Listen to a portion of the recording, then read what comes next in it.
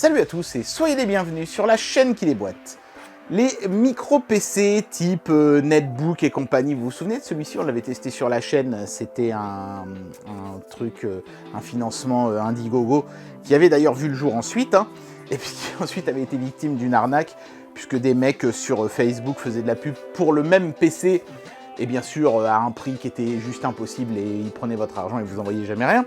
Voilà, et c'est un peu comme ça que s'est arrêtée l'aventure de ce truc qui était pourtant super. Mais tous ces mini PC là, micro PC et compagnie, ils ont un défaut similaire lié à leur taille. Il n'y a pas beaucoup de connectiques dessus. Regardez sur celui-là, il n'y a même rien d'un côté et 4 pauvres prises de l'autre, et on en a vite fait le tour. Un USB, un USB-C, un micro HDMI, même pas full size. C'est sûr que c'est pas forcément l'idéal. Alors il y a forcément une foultitude de constructeurs qui proposent des accessoires pour pallier à cet inconvénient, ce qu'on appelle des hubs. Et aujourd'hui on va en tester un de chez Orico qui fait beaucoup de hubs, c'est un peu un spécialiste du domaine, mais celui-ci c'est un peu le modèle premium chez eux, le summum, puisque il est très balèze, il n'a pas forcément un nombre de prises hallucinant, mais il a une petite fonction sympa, un rack dans lequel on peut insérer des SSD et en faire des sortes de grosses clés USB géantes externes pour tous vos besoins de stockage. Alors, petit gadget ou véritable révolution? C'est parti pour le test. Et c'est parti pour le déboîtage dans les règles de ce Orico Leading Technologies M2 Hard Drive Docking Station. Pourquoi ils disent Hard Drive d'ailleurs? C'est plus des disques durs, maintenant ce sont des SSD.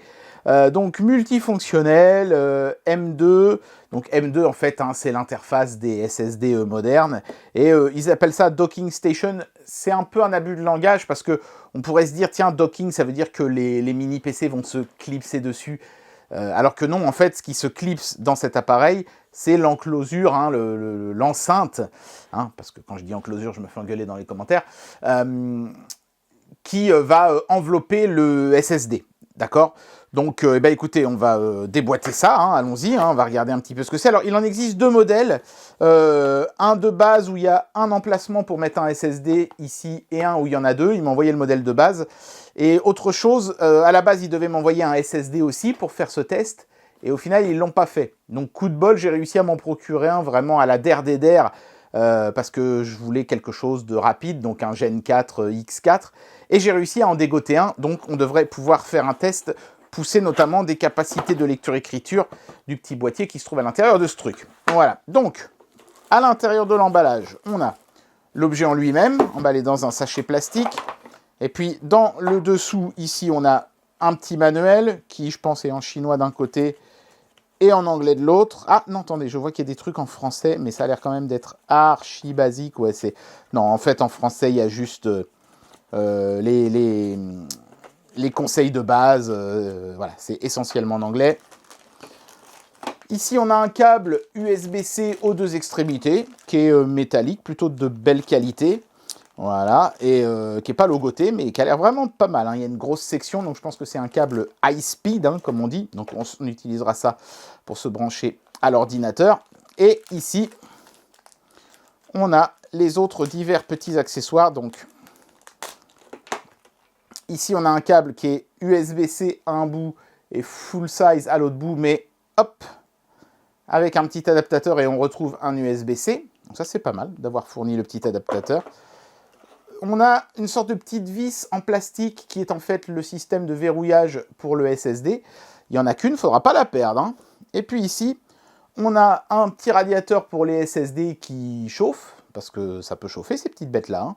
Et un petit peu de pâte thermique, enfin un pad thermique plus exactement, pour appliquer ça sur le SSD. Ce qui sera malheureusement pas possible sur le SSD avec lequel moi je vais faire le test. Et vous allez voir pourquoi dans un instant. Allez, on va regarder l'objet de plus près.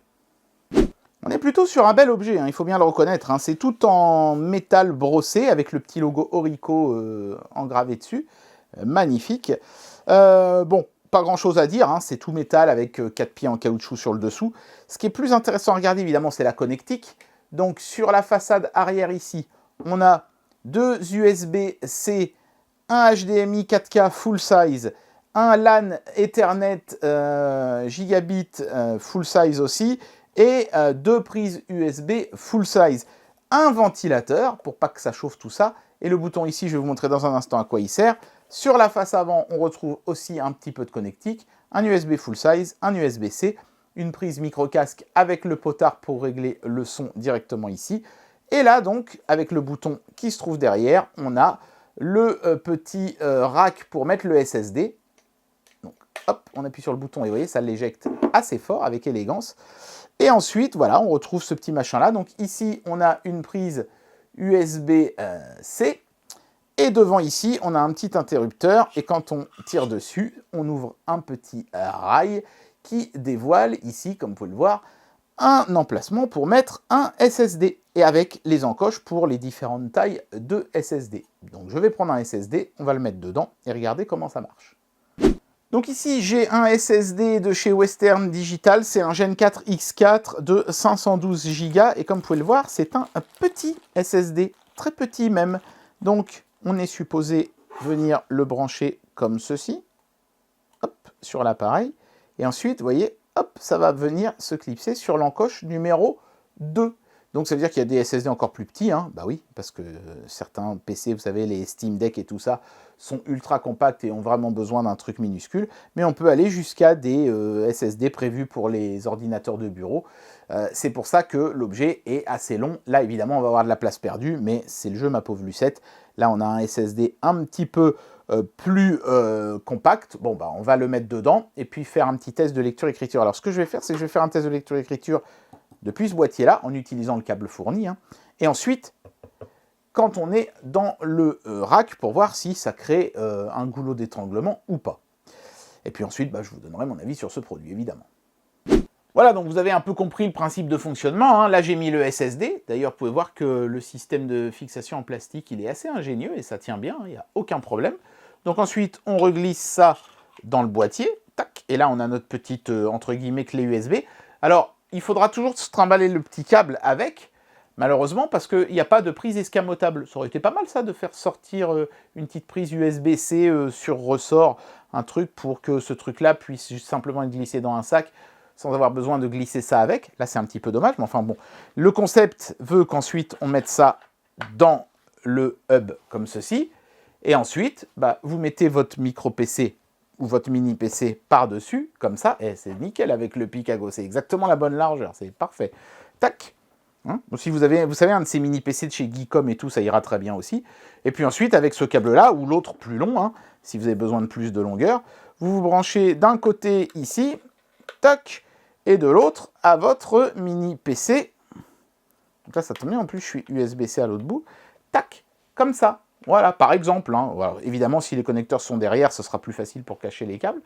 Et hop, vous avez quelque chose de toujours compact quand même, et avec plein de connectiques, et donc ce système de rack. Alors, franchement, j'avoue qu'en avoir deux, c'est pas mal, parce que ça aurait permis de faire des clonages de SSD de l'un vers l'autre. Voilà, bon, ils m'ont envoyé le modèle avec un seul. Moi, je vous montre ce qu'ils m'ont envoyé. Hein. Donc maintenant, on va faire des tests de performance, lecture-écriture. Alors, peut-être pas avec ce PC-là, parce qu'il a quand même quelques années, donc c'est lui qui risquerait de ralentir le rythme. Je vais utiliser un PC plus moderne. Je branche ça, on fait des tests, et je vous dis ce que j'en pense. C'est parti. Et bien voilà, j'en arrive à la conclusion de cette vidéo et je vais vous donner mon avis sur ce produit. Alors moi, je me suis surtout focalisé sur les performances de lecture-écriture du SSD. Hein. D'ailleurs, je vais vous mettre les résultats que j'ai obtenus. Et comme vous pouvez le constater sur ces screenshots, ils sont excellentissimes.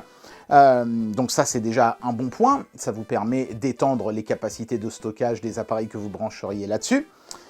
Et d'avoir en prime un petit SSD externe qui s'éjecte facilement de ce boîtier. Mais évidemment, on peut imaginer énormément d'autres usages pour un tel appareil. Hein. Et l'usage principal, c'est de transformer ce truc-là en dock, un peu à la manière d'un dock de Nintendo Switch. Je m'explique. Vous branchez ce truc-là à un écran, il y a un HDMI derrière. Vous branchez ce truc-là à votre box, il y a une prise Ethernet derrière. Vous branchez un clavier et une souris. Et vous vous retrouvez avec un terminal. Vous avez l'écran, le clavier, la souris et la connexion web. Tout ce qui vous manque, c'est le processeur et la carte graphique, finalement. Et ben, vous prenez votre Steam Deck, ou n'importe quel mini PC, vous le posez dessus, vous le branchez en Thunderbolt, et hop, vous avez l'équivalent d'une Switch, mais avec un Steam Deck ou un mini PC type Geekom ou les choses comme ça. Il faut juste que vous vous assuriez d'avoir un Thunderbolt sur ces appareils-là, Parce que le Thunderbolt, je le rappelle, hein, c'est un USB-C qui véhicule aussi le signal vidéo. C'est exactement d'ailleurs le principe de fonctionnement de la Switch. Donc ouais, c'est pas mal. Si vous avez un PC, un mini PC Thunderbolt, ce truc-là vous permet de le transformer en une espèce de Switch survitaminé. Et je trouve que c'est vraiment une bonne idée. Ça s'intègre bien dans l'idée de tout ça. Et même si vous n'allez pas jusque-là, même sur un vieux machin comme ça qui n'est pas équipé en Thunderbolt, eh ben ma foi, vous le posez dessus. Ça vous permet d'avoir quand même beaucoup plus de connectique que ce qu'il y avait de base là-dessus. Et en plus, l'extension SSD pour avoir encore plus de stockage. Donc, quel que soit votre PC, il y aura un usage intéressant pour cet appareil. Attention, hein, je le rappelle, il y en a deux versions. Ça, c'était la version de base.